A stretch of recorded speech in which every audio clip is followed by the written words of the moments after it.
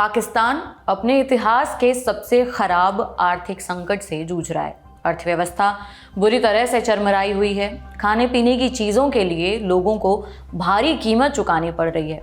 पाकिस्तान में महंगाई कुछ इस कदर बढ़ चुकी है कि एक रोटी के लिए वहाँ लोगों को 25 पाकिस्तानी रुपए चुकाने पड़ रहे हैं। 1 किलो आटा 800 रुपए में बिक रहा है। आप सोच रहे होंगे कि पाकिस्तान में ये सब तो चलता रहता है। पिछले साल भी तो पाकिस्तान के कई वीडियो सोशल मीडिया पर वायरल हुए थे, जिसमें पाकिस्तान के लोग खाने पीने की चीज़ों को लूटते दिख रहे थे। मगर बात सिर्फ वायरल वीडियो तक सीमित नहीं रह गई है। इस बार मामला पिछले साल से काफ़ी ज़्यादा सीरियस हो चुका है। मामला इतना गंभीर है कि अब पाकिस्तान की सरकार अपनी ज़्यादातर सरकारी कंपनियों को बेचने जा रही है। आज के खर्चा पानी में पाकिस्तान के ताज़ा आर्थिक संकट पर विस्तार से बात करेंगे। जानेंगे कि पाकिस्तान को अपनी इकलौती एयरलाइंस क्यों बेचने के लिए मजबूर होना पड़ रहा है। पाकिस्तान ने कुल कितने का कर्ज ले रखा है, IMF ने कितना कर्ज दिया है और पाकिस्तान पर चीन का कितना बकाया है। पाकिस्तान का आर्थिक संकट कितना गहरा है और इस संकट तक पहुंचने की पूरी कहानी क्या है, इन सभी चीज़ों पर बात करेंगे। नमस्कार, मेरा नाम उपासना है और आप देखना शुरू कर चुके हैं द लल्लन टॉप का डेली फाइनेंशियल बुलेटिन खर्चा पानी। इस वक्त पाकिस्तान गंभीर आर्थिक संकट में है। पाकिस्तान की सरकार का खजाना करीबन खाली हो चुका है। सरकार के पास 14 अरब अमेरिकी डॉलर भारतीय रुपए में कन्वर्ट करें तो 1,16,720 करोड़ रुपए का विदेशी मुद्रा भंडार बचा है। IMF और चीन से मोटा कर्ज लेने के बाद भी पाकिस्तान की आर्थिक हालत सुधरने का नाम नहीं ले रही है। पाकिस्तान की सरकार को देश चलाने के लिए बहुत पापड़ बेलने पड़ रहे हैं। दोबारा सत्ता में आई शहबाज शरीफ सरकार ने अब एक बड़ा ऐलान किया है। पाकिस्तान सरकार ने पाकिस्तान इंटरनेशनल एयरलाइंस समेत देश की ज़्यादातर सरकारी कंपनियों को प्राइवेट हाथों में सौंपने का फैसला किया है। पाकिस्तान के जियो न्यूज़ की रिपोर्ट के मुताबिक प्रधानमंत्री शहबाज शरीफ ने कहा है कि डिफेंस वगैरह से जुड़ी सरकारी कंपनियों को छोड़कर बाकी सभी संस्थाएं, चाहे वो फ़ायदे में हैं या घाटे में, उनका निजीकरण किया जाएगा।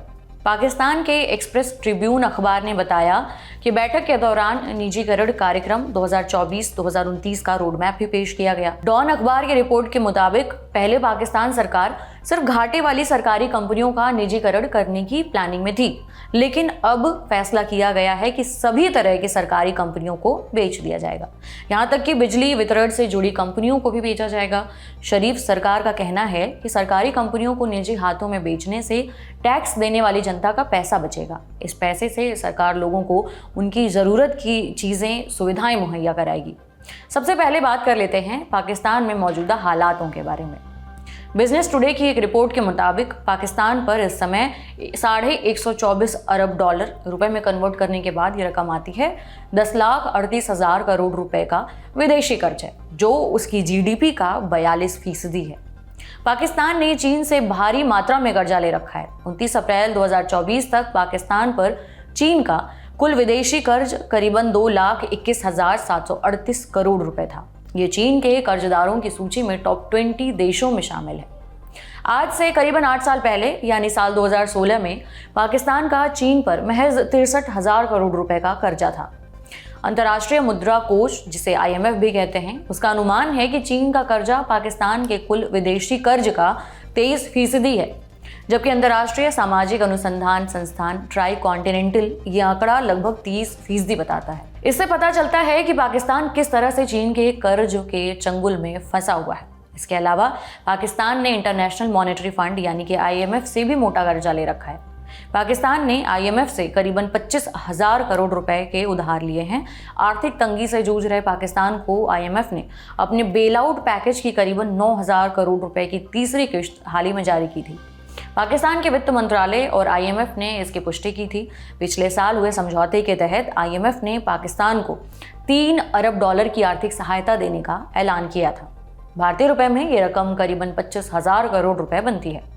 उधर स्टेट बैंक ऑफ पाकिस्तान के मुताबिक दिसंबर 2023 में कुल बाहरी उधारी 11 लाख करोड़ रुपए के आसपास थी।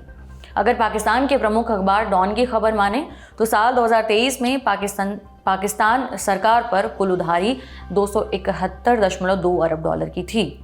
भारतीय रुपए में ये रकम करीबन 22.5 लाख करोड़ रुपए के आसपास बैठती है। इसके अलावा पाकिस्तान की इकोनॉमी कितनी डवाडोल हालत में है, इसका अंदाजा आप ऐसे भी लगा सकते हैं कि जून 2024 को खत्म होने वाले चालू वित्त वर्ष में पाकिस्तान की अर्थव्यवस्था सिर्फ 1.8% बढ़ने की उम्मीद जताई गई है, जो कि भारत के मुकाबले काफी कम है। ज्यादातर देश विदेश की एजेंसियों ने इस साल भारत की आर्थिक ग्रोथ 7% के आसपास रहने का अनुमान दिया है। IMF के ग्लोबल इकोनॉमिक आउटलुक के मुताबिक भारत 2024 में प्रमुख अर्थव्यवस्थाओं में सबसे तेजी से बढ़ेगा।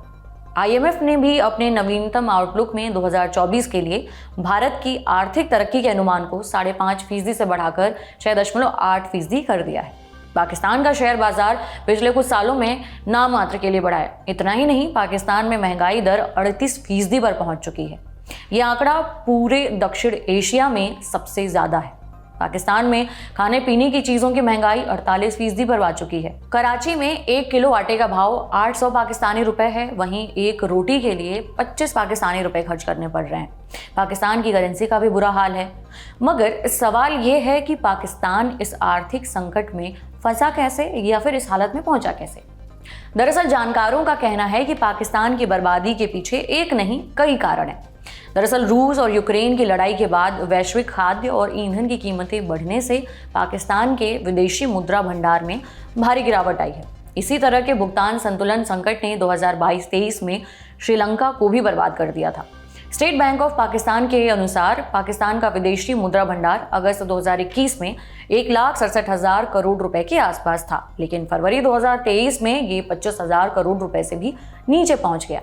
ये पैसा केवल 1 महीने के आयात को पूरा करने के लिए ही काफी है। मतलब अगर जल्द ही पाकिस्तान सरकार ने पैसे का इंतजाम ना किया तो वहां खाने पीने की चीजें और दूसरी जरूरत के सामानों के लाले पड़ जाएंगे। विशेषज्ञों की माने तो पाकिस्तान को इस हालत में पहुंचाने में बढ़ती बेरोजगारी, महंगाई, विदेशी निवेश की कमी, विदेशी मुद्रा की कमी, उद्योगों का अभाव, अच्छी शिक्षा और अस्पतालों की कमी है। वर्ल्ड इकोनॉमिक आउटलुक के अनुसार पाकिस्तान में बेरोजगारी की दर 8% के करीब है। महंगाई IMF के अनुसार वित्त वर्ष 2023 में महंगाई दर वहां 29.6% थी, जो पिछले साल के मई महीने में 50 साल के रिकॉर्ड हाई 38% तक गई थी। आलू, गेहूं, चावल जैसी जरूरी चीजों के दाम आसमान पर हैं। रमजान के महीने में जनता ने प्याज के लिए 300 रुपये प्रति किलो, टमाटर 200 रुपये प्रति किलो, लहसुन 600 रुपये किलो और दूध 210 रुपये लीटर खरीदा है।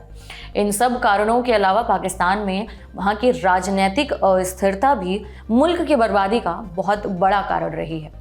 पाकिस्तान की आज़ादी के 76 बरस हो चुके हैं, लेकिन चुनी हुई किसी भी सरकार ने आज तक अपना कार्यकाल पूरा नहीं किया है। सेना का प्रशासन में सीधा दखल रहता है। पाकिस्तान अपनी 40% से ज़्यादा ऊर्जा के लिए आयात पर निर्भर है। अब रूस यूक्रेन युद्ध हो या फिर इजराइल हमास वॉर, कच्चे तेल की सप्लाई रुकती है तो वहाँ हाय तौबा मच जाती है, क्योंकि पाकिस्तान की अपनी खुद की रिफाइनिंग क्षमता नहीं है। इसके अलावा कुदरत के कहर ने भी पाकिस्तान को मुश्किलों में डाला है। साल 2022 में पाकिस्तान में भयंकर बाढ़ आई थी। स्थानीय मीडिया रिपोर्टों के अनुसार करीबन 3.25 करोड़ लोग इस बाढ़ से बुरी तरह प्रभावित हुए थे। 13,000 किलोमीटर लंबा रोड नेटवर्क बर्बाद हो गया, 22 लाख घर तबाह हो गए, 38 लाख हेक्टेयर फसल खराब हो गई, 12 लाख पशु मारे गए। इसने पाकिस्तान की अर्थव्यवस्था को बद से और बदतर कर दिया। पाकिस्तान के आर्थिक नीति विशेषज्ञ डॉक्टर अकदस अफजल ने द ललन टॉप से बातचीत में कहा था कि देश की अर्थव्यवस्था में 2 मुख्य समस्याएं हैं। पहला वहां का राजकोषीय घाटा और दूसरा चालू खाता का घाटा। उनका कहना है कि राजकोषीय घाटा बढ़ गया है क्योंकि जितनी भी सरकारें आईं और रहीं उन्होंने टैक्स बेस नहीं बढ़ाया। दूसरा, पाकिस्तान का चालू खाता घाटा, जिसे करेंट अकाउंट डेफिसिट कहते हैं, एक बड़ी समस्या रही है क्योंकि पाकिस्तान मुख्यतः निर्यात बढ़ाने में असमर्थ रहा है। और इसका कारण क्या? अलग अलग सरकारों ने ह्यूमन कैपिटल में निवेश नहीं किया। ह्यूमन कैपिटल, शिक्षा और स्वास्थ्य की कमी के चलते देश वैसे सामान नहीं बना पा रहा जो निर्यात बढ़ाने के लिए चाहिए। वहीं पाकिस्तान भले ही कर्ज के संकट में पूरी तरह फंसा हो, लेकिन उसने अपनी रक्षा ताकत को बढ़ाने का कार्यक्रम जारी रखा है। पाकिस्तान अभी भी हथियार खरीदे जा रहा है। इंडिया टुडे की एक रिपोर्ट बताती है कि पिछले महीने ही चीन ने 8 हैंगर कैटेगरी की पनडुब्बियों को लॉन्च किया था, जो 2028 तक पाकिस्तानी नौसेना के लिए बनाई जाएंगी। इसे खरीदने के बाद पाकिस्तान की नेवी की ताकत बढ़ने का अनुमान है।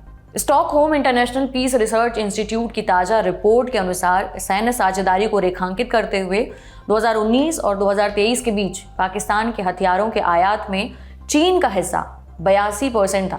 चीन ने 2019 से 23 के बीच में 40 देशों को अपने प्रमुख हथियार बेचे, लेकिन उसका आधे से ज़्यादा निर्यात करीबन 61% सिर्फ एक देश पाकिस्तान को किया गया। Stockholm International Peace Research Institute की रिपोर्ट में कहा गया है कि पाकिस्तान द्वारा हथियारों का आयात 2014 से 18 और 2019 से 23 के बीच में 43% बढ़ा है। पाकिस्तान विश्व स्तर पर 5वां सबसे बड़ा हथियार आयातक बन गया है। हालांकि ये बात अलग है कि पाकिस्तान में लोगों का जीवन स्तर भी काफ़ी गिर गया है। 2023 के ह्यूमन डेवलपमेंट इंडेक्स रैंकिंग में पाकिस्तान 164वें नंबर पर था। पाकिस्तान में करीबन 4 करोड़ लोग अंधेरे में रहते हैं। आज के बुलेटिन में इतना ही। आपके लिए ये बुलेटिन लिखा था हमारे साथी प्रदीप यादव ने। उम्मीद करते हैं आपको ये जानकारी पसंद आई तो हमें कमेंट बॉक्स में ज़रूर बताएं। बाकी अगले एपिसोड तक अपना ख्याल रखें। शुक्रिया।